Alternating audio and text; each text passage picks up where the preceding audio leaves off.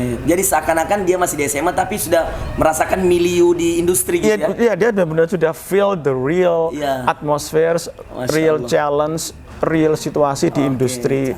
Nah, setelah itu, setelah dia punya literasi yang baik, punya pemahaman yang baik, disitulah kita lebih mudah untuk ngebentuk karakter mental serta spiritualnya.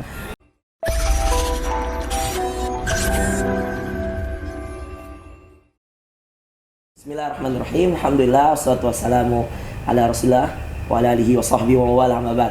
Senang sekali di Kolaka, Masya Allah, Allah pertemukan kami dengan Pak Dirjen Vokasi, Masya Allah, Pak Witan. Assalamualaikum. Waalaikumsalam warahmatullahi wabarakatuh. Tentu saya tidak ingin melewatkan kesempatan yang berbahagia ini, Masya Allah. Makasih banyak Pak Witan. Ini sangat spontanitas ya. Spontanitas Pak Witan. Ketemu langsung. Iya, kebetulan kemarin Pak, saya sudah mukaddimah sama Mas Ari yang kebetulan teman saya. Oh, teman seangkatan saya kuliah di Jerman, kami di Sudan, Pak. Ketua PPI. Saya sekjen, Pak. Sekjen PPI Sudan. 2 periode waktu itu. Jadi saya ikut yang di Kuala Lumpur 2011 dan yang di India 2012. Berarti dengan Mas Ari kan dia ketua PPI Jerman. Ya, Masya Allah. Nah, ini teman-teman saya menarik ini karena Dirjen Vokasi yang kebetulan juga kami ikut terlibat langsung di pembinaan anak-anak politeknik yang kebetulan Allah amanahkan ke ayah jadi direkturnya. Iya. Jadi semenjak ayah jadi direktur politeknik, saya berusaha untuk masuk dari segi agamanya Pak Witan. Jadi berusaha ada kajian dimana setiap mahasiswa baru itu kita bikinkan kayak kuliah umum, ada kajian kitabnya ya, minimal beberapa pertemuan lah. Biar mahasiswa lengkap ya. Iya, gitu Pak. Nah, ini sekarang yang menarik gini Pak Witan. Pak Nadiem itu punya slogan Merdeka Belajar. Punya slogan gimana cepat menghasilkan dengan karya gitu ya. Jadi dia fokus bener melihat kreativitas anak-anak muda. Jadi seneng banget kita. Nah, saya ingin bertanya Pak Witan mungkin sebagai Dirjen Vokasi juga. Ketika anak-anak ini kan masuk pada ranah SMK khususnya ya.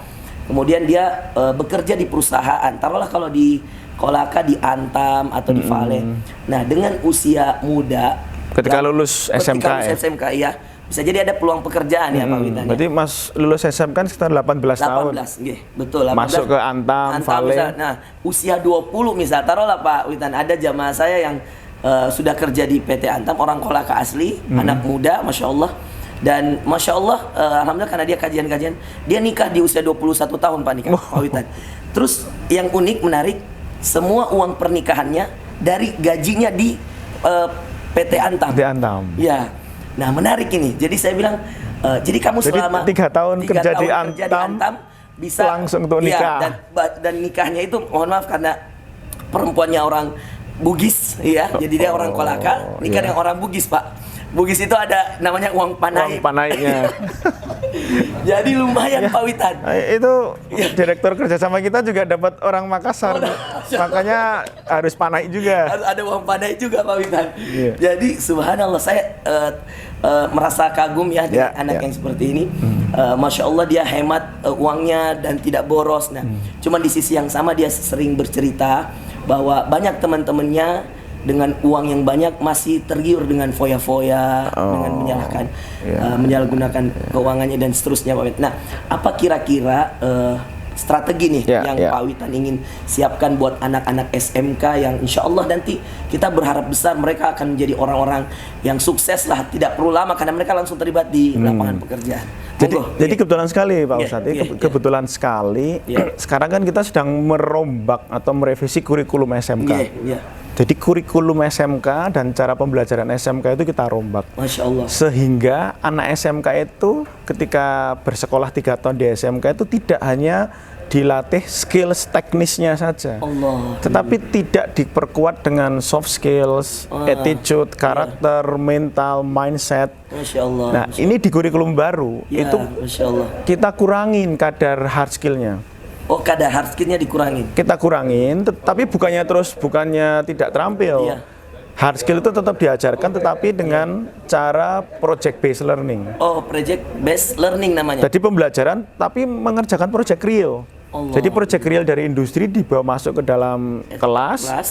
anak diminta untuk bekerja dalam tim, grup untuk menghasilkan produk nyata yang nanti memuaskan industri. Nah, jadi project based learning. Dengan kurikulum baru yang dengan project based learning, anak itu langsung sudah merasakan dunia nyata. Betul. Jadi tidak sehingga jangan sampai ada gap ketika dia sekolah belum merasakan dunia nyata, ketika masuk dunia nyata dengan segala suka dukanya, dengan segala opportunity-nya, memungkinkan dia bisa kaya mendadak. Nah, ini harus kita siapkan. Betul. Oke. Nah, dengan kurikulum baru dengan project based learning itu, anak sudah merasakan mengerjakan project dari awal. Anak sudah melihat potensinya mereka sejak awal seperti apa, peluangnya seperti apa, memungkinkan dia paham. Oh, bisa nanti itu dia bisa mendapatkan penghasilan seperti ini. Nah, dari situ dia sudah bisa merasakan dan melihat. Jadi seakan-akan dia masih di SMA tapi sudah merasakan milieu di industri gitu ya. Iya, dia benar-benar sudah feel the real atmosphere, real challenge, real situasi di industri. Nah, setelah dia punya literasi yang baik, punya pemahaman yang baik, disitulah kita lebih mudah untuk ngebentuk karakter mental serta spiritualnya. Karena kalau dulu belum pernah ngelihat dunia nyata, kita ngajarin spiritual dan sebagainya itu kayak teori aja gitu. Kayak teori spiritual. Betul. Nanti dia tetap ada kekagetan kekagetan kalau nggak sukses atau kekagetan ketika sukses. Iya, betul. Subhanallah. Saya lihat juga ini Mas Nadiem saya beberapa kali ikut Zoom yang mengundang beliau pembicara juga. Pernah satu waktu juga dengan salah satu universitas, saya juga diundang sama teman-teman satu set di nasional untuk kita ikut join. Ada satu hal statement menarik banget dari Mas Nadiem itu ya. Dia katakan begini, zaman sekarang kita berusaha untuk memangkas setiap hal-hal yang tidak efisien di perkuliahan mau di sekolahan. Betul. Iya. Jadi ini saya menarik nih karena dia ada statement gini.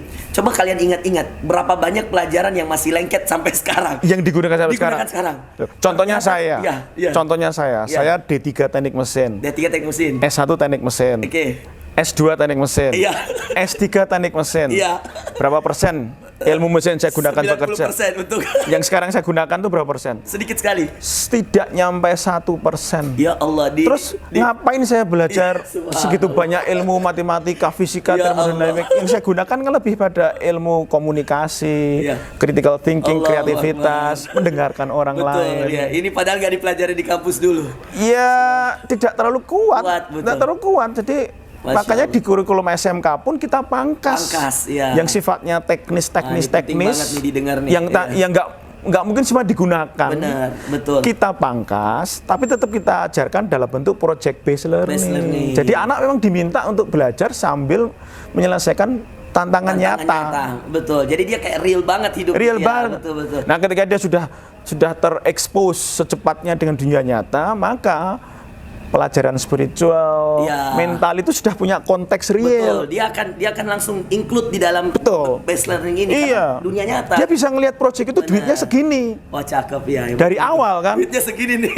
Loh iya kan dia ketika masih kelas 1, kelas 2 dia diminta dalam tim untuk bikin proposal, nyari project, meyakinkan industri atau konsumen.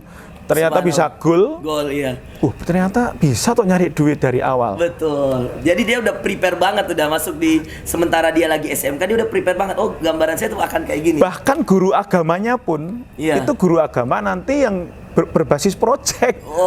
Jadi guru bahasa Indonesia, guru agama itu project based learning. Tapi bersama dengan project yang lain yang dia lakukan itu.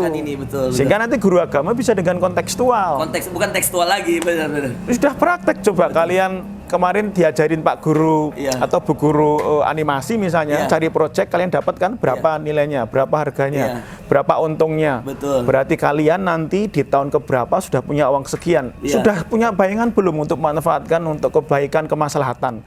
Dari situ anak diajak berpikir kritis. Betul. Jadi sebelum dia kaya, dia sudah punya pemikiran kritis, kalau aku kaya, aku akan melakukan apa nanti. Jadi guru agamanya masuk dalam bentuk kontekstual, bukan hanya tekstual lagi. Masya Allah. Project based learning. Sehingga nanti guru bisa tim teaching. Jangan setiap guru bikin project. Ya, jadi ini langsung complete satu project dikeroyok berapa guru. Asyiknya karena dia akan saling melengkapi gitu, Pak. Saling teamwork nanti. Gurunya juga saling melengkapi. Iya, betul gitu. Subhanallah. By the way, bisa dicerita sedikit. Tadi disebut D3 mesin, S1 mesin. Nah, by the way ini di mana aja nih? D3 di mana, Pak? Saya masuk D3 Teknik Mesin UGM. UGM. Kenapa saya masuk D3 Teknik Mesin UGM? Ya. Karena saya gagal masuk S1 UGM. Jadi saya ini menarik nih. Jadi I was such a loser. Berarti Pak Dirjen pernah gagal di UGM S1. Sering. Saya itu daftar UMPTN di UGM S1 gagal. Ya Allah. Maka terpaksa masuk D3. Teknik Mesin. Itu terpaksa. Terpaksa D3. Nggak passion. Oke. Tapi akhirnya saya coba setahun kemudian di S1 gagal lagi tahun depan. Mungkin Allah menakdirkan saya untuk di vokasi kan, di D3 akhirnya saya with the power of kepepet. Oh iya. Bahasa Jawanya witing tresno jalaran saka kulino. Wis rano enggak ada lainnya ya sudah ini. Aja lah, sudah. Ternyata saya bisa mencintai. Betul. Saya lulus D3, tapi ketika waktu saya enggak fokus ya di tahun pertama kan saya pengen nyoba S1 lagi. Itu IPK saya bukannya bagus 3, sedikit tapi sedikit, 3. Sedikit, 3, Pak. Enggak, jangan dicontoh ya, karena enggak passion. Jadi passionnya maunya S1 waktu itu. Iya, tapi akhirnya menerima takdir dan nggak ada yang tahu jadi di dirjen vokasi. Subhanallah. Tapi intinya gini, masuk SMK, masuk vokasi, kalau kita nggak ada passion itu bahaya. Bahaya ya? Bahaya. Bener, itu udah saya alami. Kuliah atau bersekolah di SMK itu atau harus vokasi. dengan feel ya? Harus dengan feel, dengan gairah, dengan kecintaan, dengan rasa senang. Iya. Maka kita akan menjadi pembelajar mandiri sepanjang hayat. Allah. Itu yang ingin kita ciptakan pada anak-anak SMK, anak vokasi. Sekarang itu. Lagi dibentuk ini. Kurikulum itu benar-benar harus menciptakan dia kelak jangan menjadi master ngelas, belum tentu dia bisa bekerja di bidang pengelasan. Jangan. Tapi dia tetap diajarin ngelas. Tapi kalau dia emang passionnya ngelas, dia harus master di situ. Tapi dia akan terus belajar ngelas panjang hayat. Atau dia bisa menjadi manajer atau menjadi entrepreneur. Iya, benar. Nah, saya lanjut ke S1. S1 di UGM lagi. Di UGM lagi. Mesin lagi. Ya, karena saya jadi dosen di diploma. Oh, diploma. Terus S2 saya dapat beasiswa dari Belanda. Masya Allah. Di mana di Belanda, Pak? Saya kuliahnya di 2 kampus ya, di Belanda sama Jerman. Allah. Di Twente sama Dortmund. Pakai beasiswa penjajah kita. S3 juga pakai beasiswa penjajah lagi. Ya, itu langsung dari kampusnya atau LPDP waktu itu, Pak? Belum ada LPDP. Ya, udah lama banget itu. S3 juga perintah penjajah yaitu ke Jepang. Jadi alumni fakultas penjajah. Tapi ketika pulang saya maknanya gini ya Pak Ustadz. Kalau pulang S2, S3 luar negeri bawa ijazah itu biasa. Biasa ya? Biasa. Malah kalau nggak bawa ijazah jadi nggak biasa. Tapi gimana kalau pulang dari sana, saya harus bisa membuat generasi penerus saya harus lebih hebat daripada kita. Allah. Ya itulah. Itu sudah jadi ininya sebelum jadi dirjen vokasi ya. Sudah ada. Ya, insya Allah seperti itu makna kita hidup adalah untuk membahagiakan, untuk menciptakan generasi yang lebih baik daripada kita.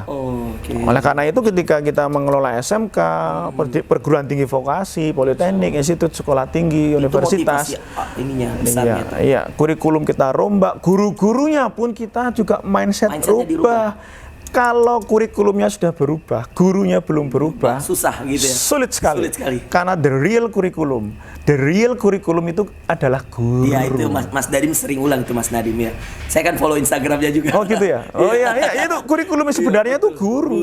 Mau kurikulumnya adaptif, fleksibel, soft skills, karakter based. Kalau gurunya mengajarkannya selamat pagi anak-anak, buka halaman 8 sampai halaman 13, besok ulangan. Terus hafalan lagi. Apalagi yang hafalan semua. Jadi nggak ada project based learning-nya. Benar. Demikian, sifatnya keterpaksaan semua. Ya. Jadi jangan sampai anak-anak itu berangkat sekolah sedih, pulang sekolah senang. Pulang sekolah senang. Apalagi kalau dosennya atau gurunya kosong. Iya. Itu ciri-ciri pendidikan yang nggak passion, nggak akan berhasil. Ya Allah. Berangkat sekolah harus senang. Pulang sekolah sedih karena berpisah dengan hal yang menyenangkan. Ya Allah. Nah ini menarik, Masya Allah. Tabarakallah. Nih terakhir biar nggak terlalu ganggu waktunya Pak Witan. Oh kita nggak ganggu kok ini. Alhamdulillah. Pak Witan, boleh nggak saya minta sarannya ini? Jadi mungkin kayak dibuatkan role map sederhana. Kira-kira untuk anak SMK yang alhamdulillah mungkin sudah Allah takdirkan izinkan untuk bekerja di apa namanya di ini perusahaan-perusahaan eksplorasi tambang dan sebagainya. Apakah ada saran gitu, misalnya roadmap ini kayak gini, apakah ada saran dari Pak Witan untuk mengedukasi mereka untuk lanjut kuliah lagi? Gini. Atau menurut Pak Witan, yuk lanjutin karir di situ aja udah. Gini. Gimana ini? Tadi kan filosofinya kan pendidikan SMK itu tidak lagi menciptakan tukang yang tidak bisa komunikasi, tidak punya cita-cita, nggak punya visi. Betul. Tapi kita ciptakan calon pemimpin atau calon entrepreneur yang bisa nukang. Yang bisa nukang. Itu bahasa Jawa ya. Jadi bukan menciptakan tukang, tapi bisa nukang. Tapi calon pemimpin, calon entrepreneur yang bisa nukang. Iya. Tukang itu konteksnya tidak memiliki visi, nggak memiliki cita-cita, tidak bisa komunikasi, tidak bisa, pokoknya sangat teknis dan tidak punya target besar. Nah, kita ingin menciptakan lulusan-lulusan vokasi atau anak SMK yang punya target besar, tapi dia bisa melakukan banyak hal. Hal-hal sifatnya teknis ya. Ya. Maka kita konsepnya BMW. Apa lagi nih? B bekerja, M melanjutkan studi, W wirausaha. Ini bisa dilakukan ya? Iya, jadi konsepnya mau yang mana? Jadi kurikulum baru itu menciptakan ini, B-nya itu ada cabang lagi. B sebagai teknisi yang ahli atau menjadi calon manajer. Jadi tidak cuma tukang. Jadi B-nya itu bisa B teknis atau B kelak menjadi supervisor atau manajer. Atau M melanjutkan studi atau W wirausaha. Jadi tiga-tiganya sangat kita dorong. Potensial ya, betul. Sesuai passion, merdeka belajar. Passionnya. Kamu pengennya apa? Belajarlah apa yang kamu inginkan. Be what you want to be, but be the best. Jadi jadi apapun silahkan, mau yang kalian senangi, tapi jadilah yang terbaik dan untuk kebaikan. Masya Allah. Dengar tuh. Jadilah yang terbaik dan untuk kebaikan. Jadi mau jadi apapun terserah, senangnya mau jadi apa. Jadi kalau dia mau lanjut S2 ya silakan. Kalau itu kesenangan kamu, tapi be the best dan jadilah untuk kebaikan. Atau mau jadi tukang tapi levelnya internasional. Yang per jam harganya $500 misalnya loh. Ada underwear pengelasan dalam air itu. Jadi mengelas sambil menyelam itu per jam $500. Ya Allah. Jadi mau jadi tukang tapi ahli, mau jadi calon supervisor atau manajer silahkan, mau jadi wirausaha atau mau melanjutkan studi, just pick one you want to be based on your passion, tapi jadilah yang terbaik dan untuk kebaikan. Jadilah yang terbaik dan untuk kebaikan. Innallaha yuhibbul muhsinin. Allah mencintai orang-orang yang baik dan berbuat kebaikan. Wah, ini mantap banget nih masuk nih. Pak Witan, makasih banyak. Terima kasih Pak Witan. Insyaallah teman-teman, Anda bisa nonton vlog-vlog beliau. Saya udah subscribe YouTube-nya Witan Sakarinto ya. Wikan Sakarinto. Iya. Kemudian di Instagram juga sama Wikan Sakarinto ya. Ya. Jadi teman-teman bisa langsung masuk ke sana, Instagramnya beliau update banget, masya Allah. Dan please like and subscribe, follow, share link beliau. Makasih Pak Witan. Ya, pokoknya harus ringan jari untuk kebaikan. Masya Allah. Makasih banyak. Jazakallah khair. Subhanakallahumma bihamdika asyhadu an la ilaha illa anta astaghfiruka wa atubu ilaik. Semoga video ini menjadi amal jariah kita semua. Amin. Mudah-mudahan semua yang nonton bisa mendapatkan kebaikan dan insyaallah menjadi seperti yang dikatakan Pak Wikan tadi, adalah menjadi orang yang berbuat kebaikan dan menjadi orang yang selalu be the best dan mencintai kebaikan insyaallah. Assalamualaikum warahmatullahi wabarakatuh.